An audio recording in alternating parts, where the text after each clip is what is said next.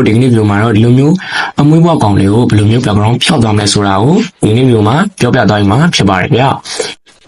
What's up guys အားလုံးပဲမင်္ဂလာပါဗျာ Unisign ပြန်လည်ကြိုဆိုလိုက်ပါတယ်ကျွန်တော်တော့ Shine ပါကျွန်တော်တို့ဒီကနေ့ဗီဒီယိုမှာတော့ဒီလိုမျိုးအမွေးပွားကောင်လေးကိုဘယ်လိုမျိုး background ဖြောက်သွားမလဲဆိုတာကိုဒီနေ့ဗီဒီယိုမှာပြောပြသွားမှာဖြစ်ပါတယ်ဗျာ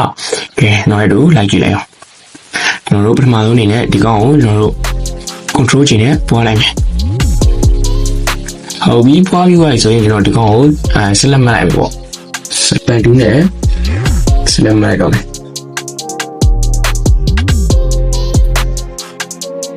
ဒီကောင်လေးကတခြားဟိုလောက်လေရရဗျကျွန်တော်တို့ပြီးရင်ဟိုတော့မှာဆိုတော့လေကျွန်တော်ပြီးရင်တော့လေယာမဲ့အုပ်ပြီးတော့ကျွန်တော်တို့ဒီကောင်အမွေးတွေကိုတခြားတက်လေးဖြစ်သွားအောင်ကျွန်တော်လုပ်ကြမယ်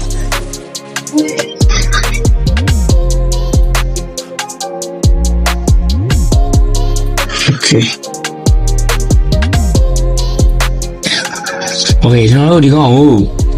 ဆက်လက်ပေးပြီးသွားပြီဆိုရင်ကျွန်တော်တို့ background ကိုညလုံးတစ်ချက်မိတ်လိုက်မယ်မိတ်ပြီးသွားရင်ဒီကောင်ကိုလေယာမဲ့အုပ်လိုက်မယ်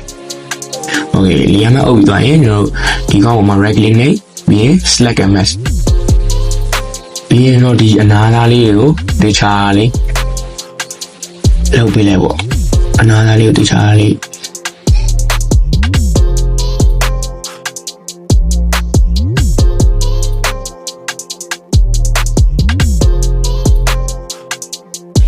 ဒီရပြီဆိုရင်ကျွန်တော်တို့ output တင်နေတာဒီကောင်အမှန်ကြီးလေးပေးလိုက်မယ်ပြီးရင် okay ပေးရတယ် okay ဒါဆိုရသွားပြီဖြစ်ပါတယ်တောင်မှဒီကောင်တွေကတိတ်ဟိုဖြစ်သေးဘူးဆိုရင်ကျွန်တော်တို့ press tool လေးနဲ့ကျွန်တော်တို့ဖြတ်လိုက်မယ်ကျွန်တော်ဒီကောင် press tool လေးနဲ့ဖြတ်လိုက်လို့ရတယ်press လေးကိုနည်းနည်းသေးလိုက်မယ်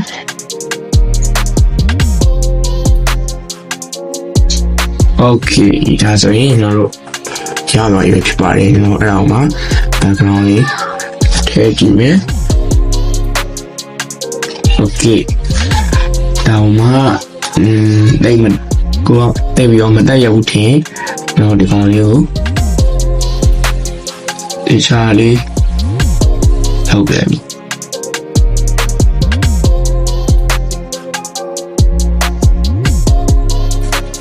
Okay ဒါဆိုရင်ကျွန်တော်တို့ရသွားပြီဖြစ်ပါတယ်ဗျာနောက်ပြီးတော့မှကျွန်တော်တို့ပြန်ဆောင်ကြရပြီဗျ Bye bye